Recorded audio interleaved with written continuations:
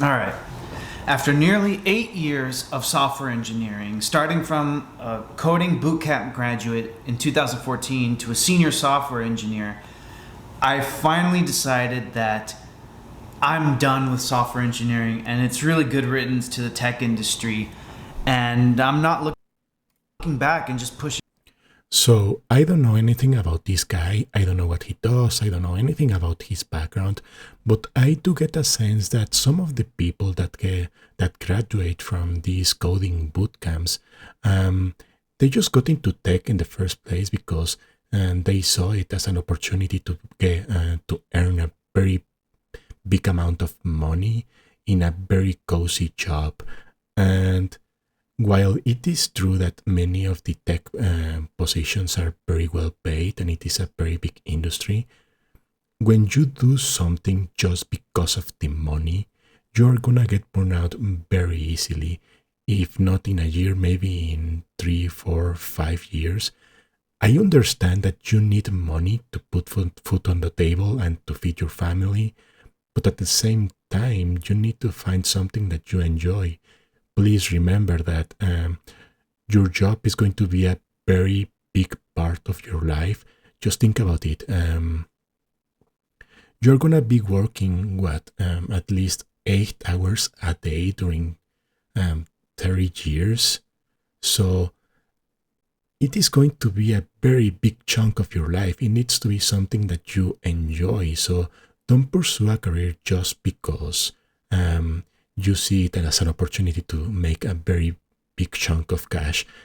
Um, Again, I don't know if, if that's the case for this guy, but just a piece of advice. Oh, by the way, don't forget to subscribe. We are trying to reach 10 subscribers. On forward. And in this video, I'm going to tell you 5 reasons why I've come to this conclusion. So let's get started. So before I even go to the 5 reasons, the actual main reason before going into this is I was laid off in my current software engineering role. It is very sad that there are many of these videos going around on YouTube. Many people are getting laid off from their positions at big tech industries like Microsoft, Google, Apple, Oracle, Facebook, well, Meta. And it is sad because there are good, talented people that are just getting fired every single day or every month. I don't know if I told you these guys, but a colleague of mine got fired the last week. She was a very good performer. She was an amazing developer, and she just got fired because the position had been eliminated.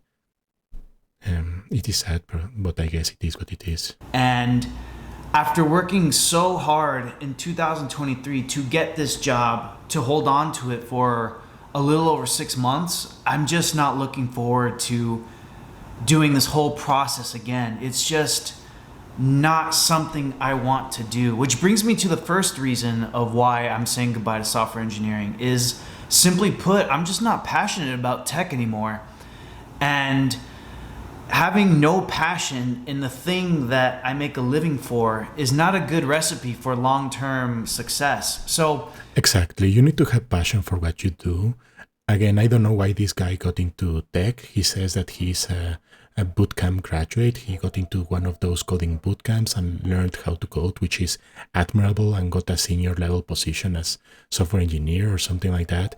That's admirable, but if it wasn't something that you enjoyed from the very beginning, it's not gonna be a recipe for success in the long term. in 2014, I was a year out of college, and during that time, I didn't know what I was doing. I worked as a server, a busboy. I worked at a political campaign, part-time at a PR agency, and basically I pretty much was aimless and directionless. And at this time, I took an online course for fun in Python, and then I took it one step forward by attending a coding bootcamp, which was very popular in the early 2000s, Yes, 2010s. yes, coding bootcamps were very popular at the time. There were many people offering coding bootcamps from every at every corner, everyone wanted to offer a coding bootcamps, offer coding bootcamp, universities. Every single guy on YouTube wanted to offer a coding bootcamp. It was very fun to see the rise and even fall of coding bootcamps. And from the very first point of going into the boot camp, I knew in the back of my head that I wasn't passionate really about technology. I And that's a very bad sign. Why do you want to get into tech if you're not passionate about technology? Granted, I enjoyed building things, and my reasoning to do it at the time was because I thought to myself, I needed to pick something to get a job and to get going. And also, I thought, I was decent at it. I'm pretty intelligent, and if I just grind through it and put my best effort, I can push through and make a career out of this. So I wasn't passionate, but I knew I can do it. And so that's what I did. And as I moved up through the years as a junior software engineer to a competent mid-level engineer to ultimately a senior software engineer. That is something to admire. To be a coding bootcamp graduate, to then move to junior level software engineer to mid level software engineer, and then to become a senior level software engineer. It is very admirable. Over time, I noticed that my lack of passion for technology was really hampering my my attitude towards software engineering. And as the years went by, it just diminished less and less. I was enthused at first to build things, which is what I love, but then I became to just, bear with it and just go with it, be complacent. And then ultimately towards the end, I just couldn't bring myself to, put in the hours after work to learn about tech, to learn about the different paradigms of architecture, different languages, different coding paradigms, et cetera, et cetera. And that brings me to my second point is the actual day-to-day of doing my job as a software engineer just grew too lonely and isolating. I worked remotely, and I had been working for... That's one of the bad things about working remotely. I work remotely. I work from home and have been since the pandemic. And I can tell you it is great to work remotely and to work from wherever you want. I sometimes go to a coffee shop like Starbucks, or sometimes I work at a mall or something like that. But it gets very lonely. I remember that before the pandemic, I used to go to the office, which was a pain in the butt, but you got to talk to your teammates, you got to go to have dinner with people. But now that everyone is by themselves and just working remotely, it gets very, very lonely. I can tell you that. Quite a long time. And just working remotely without an office or just with human interactivity, Yes. just really put me in a bad spot working day to day. Not only, like I said before, was I not passionate about tech, but not having the human interaction to talk to people and just to have that human warmth around me really took its toll. And it wasn't all... By the way, this is especially difficult if you live alone. Maybe it is a little bit different for people that live with their families or with their friends, with roommates. But for me, it was very difficult because I lived alone. So being alone 24/7, it got difficult. And don't get me wrong, guys. I am a very antisocial person. I don't like being with other people that much. But and you are a human being. You need connections. You need to talk to other people, and being alone for 7 days a week, it gets very, very difficult. always the case because when I worked remotely, I was able to travel the world. I lived in Mexico for a while and I traveled to South America working as a software engineer, and that was great. But as I began to get older and put down roots in an actual city, the day to day of a minimum 9 to 5 job coding and then sometimes even putting more hours just in an apartment, it's just not good for you. And it wasn't good for me. And that's two of the big reasons why I'm not going to be pursuing tech. And the third reason is just the job. I don't feel like that's a reason just specific. I don't feel like that reason is specific to tech, because there are tech positions that are not remote, that you have to go to an offices. Um, there are many companies that are even pushing for people to go back to the office. So I'm not sure this is going to be the case that for that long, but I guess we will see. Job market and the interview process. If you are not into tech or don't know really anything about tech and the job market, we've been in a pretty bad spot for a while. 2023, and also of this year has just been plagued with tech layoffs. Yes, there are layoffs all over the place in every single company. Again, this colleague of mine just got fired, and from all of a sudden, she just got a call from one of the HR people or something like that. I don't know if it was HR or a higher up, maybe a manager, a director or something, and she just got fired one day. There have been many layoffs, and it's been stressing. It's been stressful for many of us. I don't know if I'm going to be next. I hope not. Yes, it is tough. People left and right have just been, being fired or laid off or can't find a job. And basically the interview process, they've raised the bar on hiring. And it's just a demoralizing process. To get the current job that I had just been laid off for, it took me about 7 months of interviews and lots of countless applications to get to this level. Yes, the interviewing process for a software engineering role at a big tech company like Google or Amazon or Facebook or Apple, it is brutal. The interviewing process is brutal. You have to go through many phases of the interviewing process. You have to take an online assessment where they assess your coding abilities. Then you get a phone screen where an interviewer gives you a series of coding problems and you need to solve them. Then another interview, and then an on-site interview, then another on-site interview, then a design. Many rounds of interviews, and the process is just tough because you have to repeat it for every single company. It is brutal. As much as I love tech, interviewing for a tech position is one of the most stressful things, at least for me. I don't know about you guys, but I don't enjoy having to grind through 1,000 lead code problems just to get a position. And the thought of me having to do that all over again, learning and sitting down, forcing myself to learn data structures and algorithms and grinding out leak code, it's just not something I can do anymore. I just simply can't bring myself to go through that torture again. And with the current job market, it's just going to get harder and harder.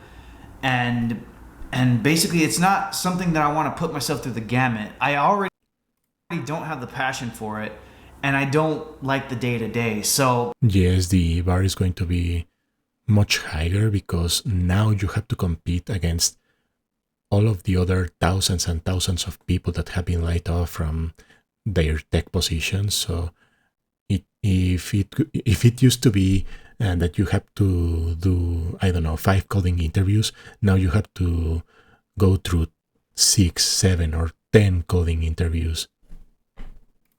It's not a recipe for long-term success.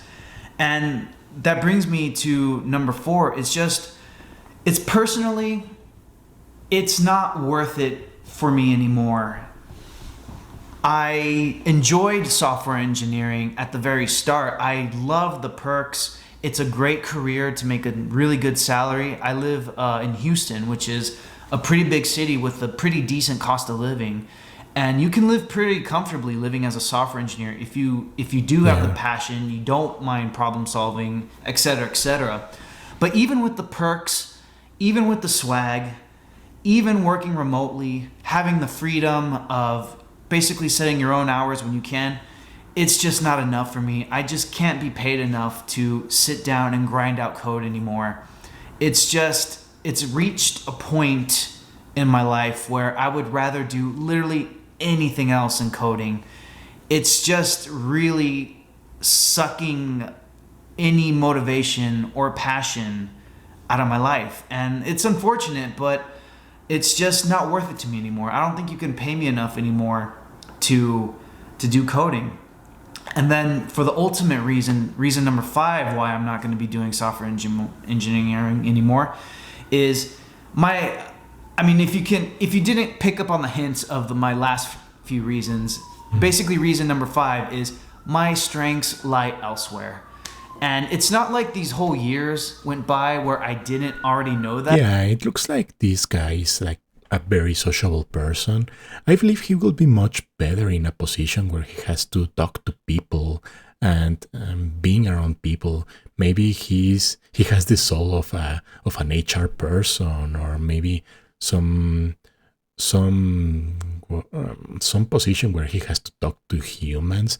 It doesn't look like he's the kind of guy that can stare to a computer for like 10 hours. That, but it's just the signposts. There's a ambulance over there. Very annoying when that happens. Basically, the signposts, the signs are too loud to ignore. In the past, when I was a junior engineer and a mid-level engineer, basically I spent all my time just trying to be a competent engineer. So my contributions to some of my positions weren't as impactful, which meant I had a lot of leeway. And as it kept growing with responsibilities and learning new things and learning new paradigms and playing a more essential role in some of these higher responsibility positions that I've had, I can just tell at the level that I was at,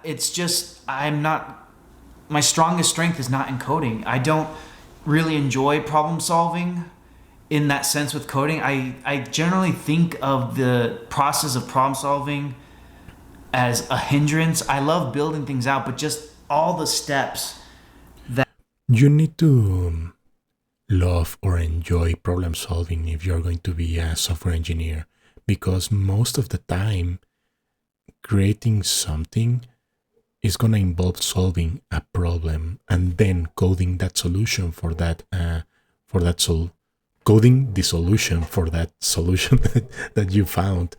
So you need to enjoy problem solving. That's a very big part of being a developer. that get to that point, it's really grinding. It's not where my strength is. My strength is, I think, at this point, more with community, with people, idea driven. I'm not exactly sure what that would translate, but I just know it's not in the nitty gritty of code. And I've known this for a while, and like I said earlier, it's just grown so loud, I just simply can't ignore it anymore. I would be ignoring it at my own peril.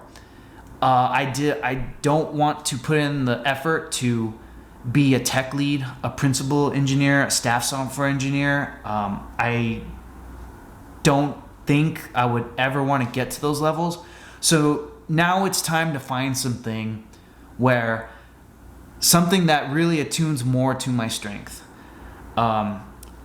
Software engineering served its purpose in my 20s and early 30s. But now it's just time to explore and see what's out there. And I'm not saying that engineering is bad and it's just going to get worse. It's just not for me. All these reasons and all these circumstances have just led to this point where there's a path. Yeah, you can always move to a different industry. You don't have to do the same thing your entire life. Everyone gets tired. Everyone has different priorities in their life. So if you want to move to a different industry, just do it. It is fine. You're going to be fine. That needs to be chosen. And if I continue to do software engineering or keep trying, I'm just going to burn myself out even worse than before. And it's not something I'm willing to put up with. So basically, in conclusion, those are some of the reasons why I'm just quitting software engineering. And I'll probably make another video of what I'm going to try to do. But one thing I will have to say is that I'm very grateful for the lessons that software engineering has taught me. I don't think that I'm saying goodbye to coding because coding is an invaluable skill to have.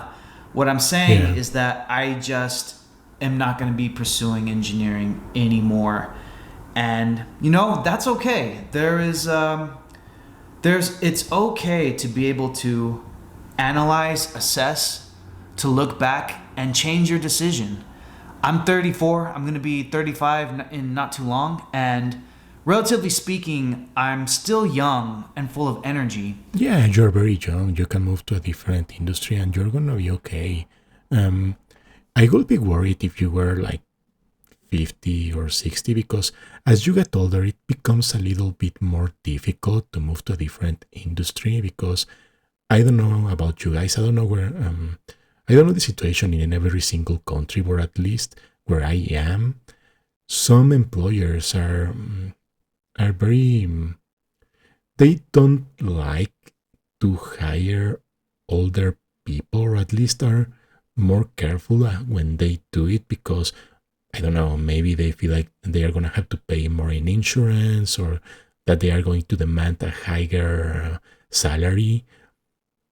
You can always, at any stage of your life, move to a different industry. I do believe that there is always a path or a way to change. It's not like if you are 40 or 50 or 60, you are screwed. You can always change. There is always a possibility to change and to move to a different industry. But if you are 30, 30, 20, it's gonna be okay. You can grow in another area. And I think this is the perfect wake up call for me to utilize my youth and energy into something that's just going to benefit me in the long run. And I have no regrets. I love software engineering. I met some really talented people. And yeah, it's just time to say goodbye. It's time to say good riddance. I'm kind of done with it. It's not me anymore. And it's time to move on to bigger and better things. So great video by by this guy. I don't know his name. I just saw his video and wanted to watch it. It's a great video. It is nice to see how other people are handling the layoffs. Again, guys, if you get laid off from your job, please just know that you are fine. You are going to be okay. Bad moments don't last. You can find another job. Don't get very stressed. Be with your family and just keep living a good life. Life is awesome. Life is great. I enjoy being alive. So that's it for this video. Please, if you liked it, make sure to subscribe. Again, we are trying to reach 10 subscribers. See you guys.